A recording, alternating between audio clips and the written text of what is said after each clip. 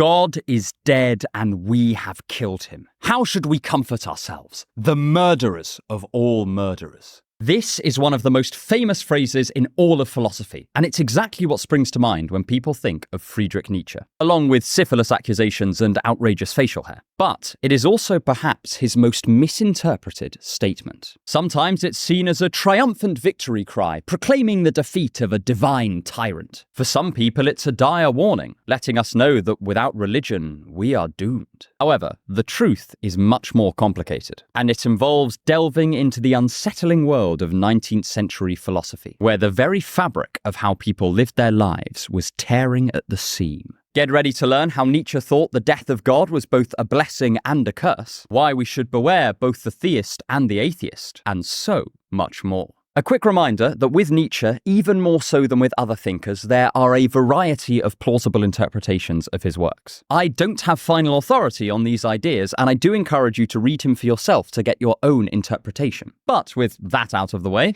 let's get started. 1. Enlightenment problems require existential solutions. Imagine you are a peasant in 15th century England. Suffice to say, your life is less than pleasant. You get up, toil in a field for a nobleman who technically owns you, and then collapse, probably exhausted, into bed. However, for all your problems, there is one area of life you have complete certainty over: the question of what it is all for. On Sunday, you and your family go to church, where a celibate man in some rather fetching robes will tell you what the meaning of your life is. He will provide persuasive arguments that there exists a higher power that not only dictates your moral laws, but also reassures you that all of your work, all your suffering, is in service to something far greater than yourself. This world is a mere test to see if you are worthy of the next life, where paradise awaits in perfect union with a perfect being. Even though your life is full of deeply unpleasant hows, you have a strong singular why to hold tight in times of trouble, and also to ground your notions of truth, morality, and society. Fast forward 400 years and things become slightly less clear. You have seen the biggest economic growth in history, and perhaps reaped some of its benefits, if you're lucky. And along with this has come the development of modern science. New discoveries are around every corner, and they are saving lives every day. But with them comes a troubling proposition. Perhaps God does not really exist. Maybe you picked up a copy of David Hume and were convinced by his anti-religious views. Or perhaps the increasing biological understanding of the human body persuaded you that there could not be an afterlife. Whatever the cause, you feel your faith in God slipping away. And with this comes a whole host of questions. Where do I get my meaning of life from? How can I go on knowing that I will soon be dead? What is special about humanity if we are just another type of animal? What should I value and what is of little consequence? And then there are wider societal shifts too. It was previously thought that kings and queens were appointed by divine right. But in an increasingly secular world, that seems woefully inadequate. How should we decide when one person has the right to rule over another? When does careful governance become outright tyranny? Who will grant a ruler their mandate, and how would it be taken away? This deluge of questions is essentially what Nietzsche is referring to when he talks about the death of God. He is not saying that there is a being called God and he has been slain in some sort of cosmic duel, but rather that the role of religion in our lives and in society is diminishing, and that we have yet to really recognize the consequences of this. Nietzsche observed that God underpinned so much of European society, and so he viewed the decline of religious belief as perhaps the most important philosophical shift for the past 2,000 years. He saw religious belief as a key motivator in the human search for truth, for morality, for a reason to get up in the morning, and so much more. He essentially said that any time we had a should in our worldview, a belief in God was normally tacitly behind it. This stretched from the idea that paintings should be beautiful in a certain way, to the idea that truth is better than falsity, all the way to the notion that it's wrong to hit your neighbor over the head with a hammer and nick all his stuff. It's not that these views and behaviors could not have come about without religious belief. It is just that, in practice, they are all underpinned by it in our current world. In Nietzsche's own words, "Is not the greatness of this deed, the death of God, too great for us? In other words, Nietzsche is saying that in overthrowing God from his throne, where he can safely dictate our sense of good and evil, desirable and undesirable, we have raised the genuine question of whether we can cope in the world we have created. When he says that we have killed God, Nietzsche emphasizes that it is in our pursuit of scientific knowledge that we have slain the divine, and as a result brought all of these questions to light. He in turn thinks that all of these scientific advances were motivated by the will to truth, which he thought stemmed from a particular conception of God. So for him, the religious worldview has sort of eaten its own tail. And Nietzsche is only one of a series of philosophers and authors in this period to ask how scientific knowledge and subsequent decline in religion would affect our lives. In her brilliant work, Frankenstein, Mary Shelley explores the potentially disastrous consequences of mankind taking up God's role of creating new life and resurrecting the dead. While Schopenhauer explores the idea that without a belief in God, the world starts to seem like a place of meaningless suffering. And he gently advises that religious belief be maintained as a common illusion for the good of all. For this vein of thinker, atheism is a sort of basilisk. Just by looking at it, all of these questions become unleashed, and there is no way to get them back in the box. This is also reflected in the general prominence of themes of forbidden knowledge in late 18th century and 19th century literature. In Goethe's Faust, we have the titular character commit terrible deeds and even sell his soul in the name of expanding his knowledge. While in one of Schiller's poems, he resurrects an old Greek idea of a veiled goddess, with those that look directly upon her going mad. It all reflects an underlying anxiety that the relentless pursuit of scientific knowledge is raising philosophical questions we do not yet know the answers to, and it threatens to lead us into unbearable consequences. None of these authors are anti-science, and Nietzsche certainly isn't. In fact, he praises the scientific enterprise at many different points in his works. But they do advise us to make sure that we do not forget all of the philosophical work that has to be done if we remove God from the center of our worldview, and that this is not some task of little consequence, but has the potential to dictate the very direction of our lives from this point forward. And as we shall see, the stakes are extraordinarily high, because Nietzsche thinks that if we lose God and fail to take up any of these tasks, we will soon find ourselves in a tragic and terrible position. If you want to help me make more videos like this, then consider subscribing to either my Patreon or my email list. The links are in the description. 2. God is dead, and so are we. In The Consolations of Philosophy, the Christian philosopher Boethius writes as he is awaiting a painful execution. He knows he is as good as dead, and he is comforting himself in his final days. He speaks of the supreme injustice of his situation and the frustration this is causing him. But he is visited by the spirit of philosophy, who reminds him that there is a cosmic order in the universe, and whatever is happening to him is in alignment with that order. Deferring to the extreme rationality of the world's movements gives Boethius the strength to bear suffering with dignity and to release his fear of death. But imagine if he had no such philosophy to appeal to, if he thought the world was a bundle of chaos, full of sound and fury, signifying nothing. Then he would surely lose the ability to cope with his situation. He would collapse into despair and see no reason to go on. For that matter, many others would feel the same in the face of their own hardships, finding them unbearable because of their sheer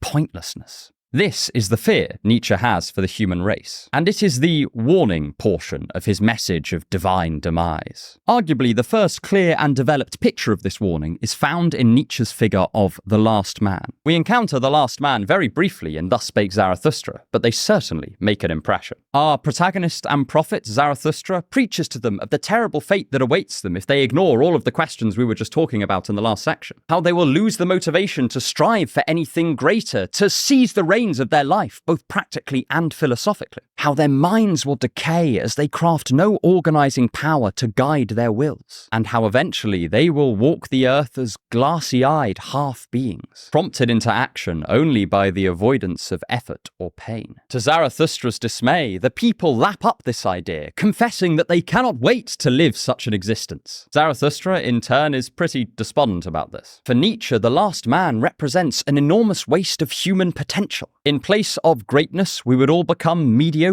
Instead of praising vitality, impact, and power, we would become weak, passive, and deferent. As we will see in the next section, Nietzsche views this as a supremely tragic fate for mankind. We could have been so much greater, but now we can only aspire to the unremarkable. For all his weeping, the way Nietzsche paints the last man is not all doom and gloom. They may be passive and unfulfilled, but the people Zarathustra is talking to are running a functioning, if mediocre, society. While their potential is squandered, this isn't a complete hellscape. However, by his later works, Nietzsche sees a far darker potential fate for us after the downfall of religion. And this is where we see him speak in detail of the nihilist. We find a lot of Nietzsche's writings on this in the rather controversial The Will to Power, which is a collection of Nietzsche's notes published after his death by his sister, who definitely had her own political agenda in editing and publishing these works since she was a supporter of Hitler. For our purposes, we will refer only to what strikes me as further developments of Nietzsche's earlier thoughts, as I think this is the best way that we can use these notes while ensuring that we're representing Nietzsche's ideas and not his sister's. Here, Nietzsche expresses a generally quite pessimistic view of humanity. He says that most people just are not willful enough to cope in a world without some grand organizing framework telling them what to do. He argues that in the transitional stage, where religion no longer grants meaning but nothing has come to fill its place, the vast bulk of humanity will feel deceived since they put their faith in a system for so long only for it to fall apart. And such people will essentially have a crisis of confidence in their own abilities. They will feel like any proposed reason for action is foolish, and they won't trust themselves to construct any new meaning. They will become pessimistic cynics and believe that the very idea of value is fit only for an idiot. Thus, they'll be skeptics about action or effort, and they may even start to contemplate whether life is a good thing at all. They may start to think of it as a curse, like Schopenhauer, or as only valuable when engaged in hedonistic pleasure, as Nietzsche paints his Parisian youths. Alternatively, he thinks we may just submit to the next dogmatic value system that comes our way, again ignoring the potential we have to strengthen our own wills and craft values from those. Exactly what Nietzsche means by decadence in totality is somewhat unclear. At various different points, he refers to it as either a cause or a consequence of nihilism, but its description almost always involves a sort of inability to bear any sort of suffering, a rejection of the idea that pain could be worth it in service to something else. Since we feel less pain while asleep or unconscious, decadence begins to prize those states rather than an active engagement with the world. Passivity is then not only enacted, but considered to be the only sensible thing to do. So Nietzsche criticizes it in much the same way he criticizes the ascetic ideal of Christianity, as preventing us from truly learning to love this world, the world that you and I live in right now. Of course, this characterization of nihilism is a huge step beyond the last man, because it is not just unthinking passivity, but an outright condemnation of life itself. In Nietzsche's words, he will do himself the most good when he prevents himself from acting as much as possible. Means of relief include absolute obedience, mechanical activity, and separation from men and things that might encourage immediate decisions or actions. However, Nietzsche does not think that things need to be this way, because while he seems to think that this sort of passive nihilism is worse than a religious life, he nonetheless is no fan of the moral system espoused by religions like Christianity, and he sees the death of God as just as much an opportunity as a warning. And this is just what we shall look at next. 3.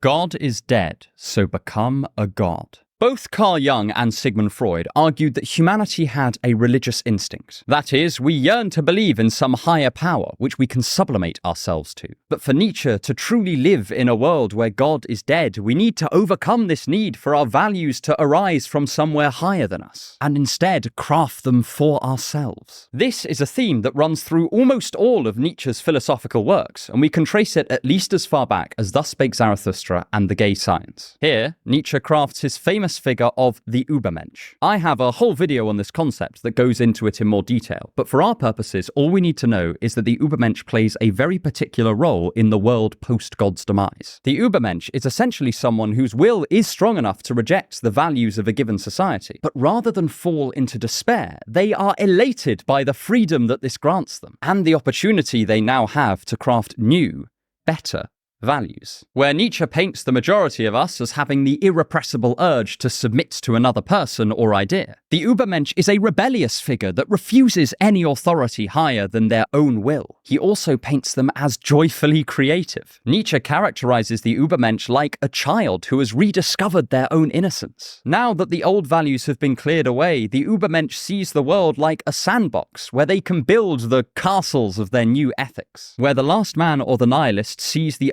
overturning of higher values as a reason to give up or wallow. The Übermensch finds only a cause for celebration, because now they can rise to become the new gods. That is, the new creators of shoulds and oughts, values and philosophies. As Nietzsche puts it, must we ourselves not become gods, simply to appear worthy of his death? We also see the importance of value creation in Nietzsche's later idea of a new philosophy, which would come with its own new type of philosopher. Whereas the older Socratic and later Christian philosophers prioritized the will to truth and at least tried to seek out what nature and logic taught them somewhat dispassionately, though Nietzsche thought this was unsuccessful. The new philosophers would be less concerned with this idea of truth and more with the business of creation, specifically the creation of value systems. Much like the Übermensch, their job would be to create a new way to live for mankind that would strengthen our wills, showing us a better path, where we can have values no higher power needed at all, thus not just moving past Christianity, but the religious instinct entirely. This is the optimistic side Nietzsche sees in God's death. While things might get a lot worse, they could also get a lot better. We are in a situation like the one immediately after the deposition of Louis XVI in the French Revolution. There is a chance to create a better and nobler society, but things might just as easily fall back into the old system, or just devolve into anarchy. Of course, Nietzsche and the French revolutionaries would have real disagreements about what better amounted to. The point is, Nietzsche sees the decline of religion as a fork in the road and outlines just how much worse things can get, but also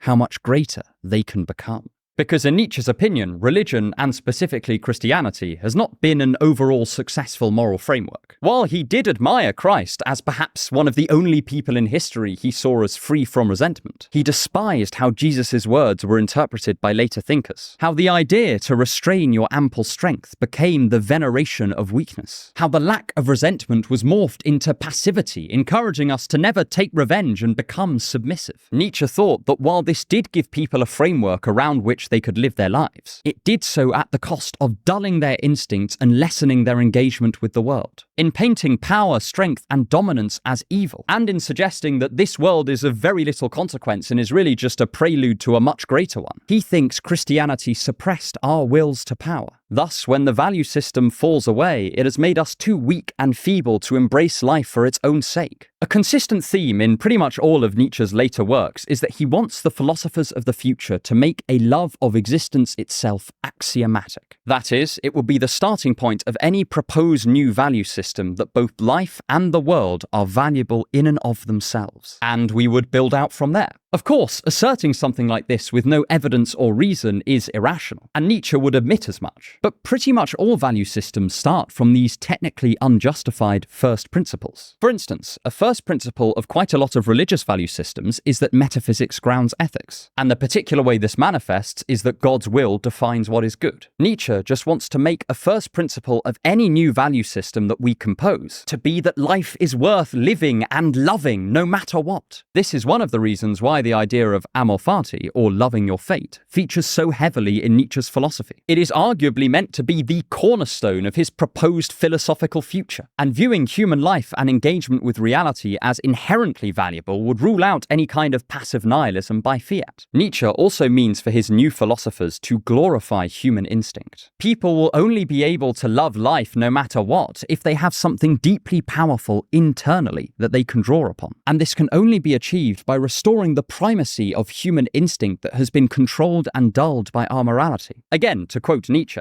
if an individual were to see himself in the fundamental characteristic that underlies and finds expression in every event, it would also necessarily impel him to accept, approve, and glory in every moment of existence. In some ways, this is a clear and extreme statement of what many take to be the existentialist project, to replace the idea of found values out in the world with the idea of constructed values made from within. Letting go of this underlying idea we have inherited that values must be grounded in something greater than ourselves in order to be motivating. This is one reason why Nietzsche is such a fanatic about the power of the will. He wants us to undo literally thousands of years of cultural programming and assert that we can not just create values, but create values that are worth following. Of course, Nietzsche is notoriously vague on the details of what this entails, seeing himself as an overture to this new creative philosophy, rather than an example of a new philosopher himself. But from his writings, we get a sense of just how enthusiastic he is about the prospect of these new value systems, and how diabolically tricky they will be to create. So, These are what I take to be two key elements to understanding Nietzsche's famous phrase. It is neither a triumphant battle cry nor a mourning sob, but is a mixture of the two. It is more like a challenge humanity is facing, and it could either decay into nothingness or rise to meet the occasion. Ever the dramatist, Nietzsche paints us as at the beginning of a hero's journey into the unknown territory of nihilism, hoping to emerge on the other side with a new torch to guide us through the darkness of valuelessness, into a life-affirming philosophy fit for a godless world. Of course, it's anyone's guess how likely a picture this is, and there are certainly elements of Nietzsche's optimistic future I have been unable to cover here. But now I want to take a step back and ask what we can learn from Nietzsche's extreme prophesying, and how it might point us to potential problems in our own philosophies. 4. Atheism taken seriously. When Richard Dawkins published The God Delusion, he popularized a movement commonly referred to as New Atheism. This loose collection of thinkers wrote reams and reams criticizing everything from organized religion to the concept of God itself. And they've made a pretty significant splash, especially on the internet. They helped to grow a particular brand of somewhat aggressive atheism, and they became a household name for many. But over the years, a consistent criticism has been leveled at these thinkers. They tend to come into a conversation, destroy a key part of a philosophy, and then leave, without elaborating or taking up any of the questions left in their wake. When confronted with the question of what frameworks we should put in place after religion, many shrug their shoulders or point to some variant of utilitarianism. They have also been notoriously quiet on how to solve existential questions in the wake of religious decline.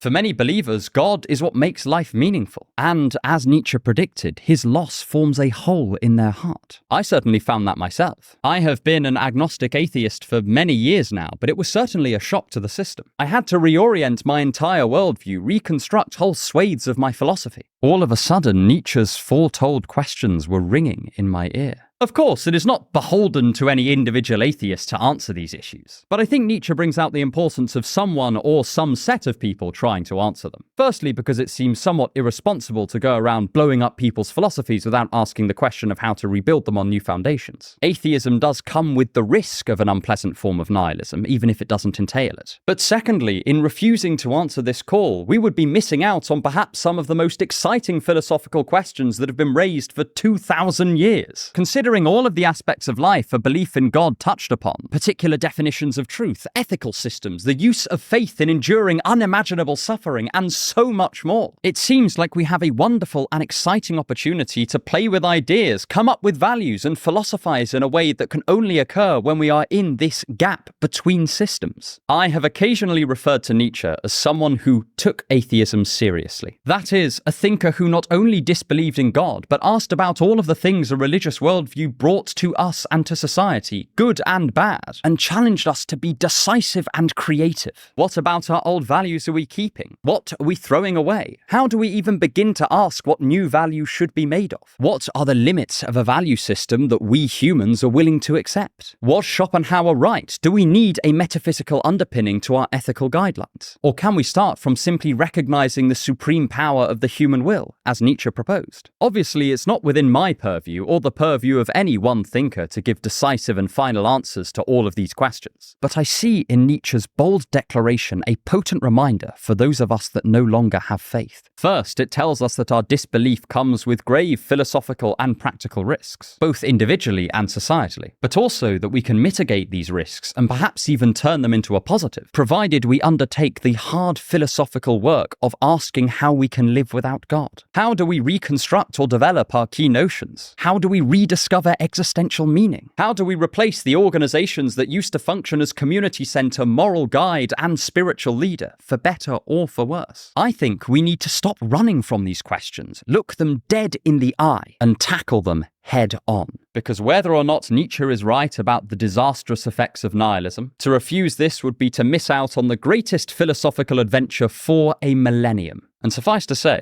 I think that would be a shame. Of course, for some, this quest is a non-starter, since they think a world without religion would inevitably lead to ruin and amorality. And click here to see how Dostoevsky represents this viewpoint in his famous work, Crime and Punishment. And stick around for more on thinking to improve your life.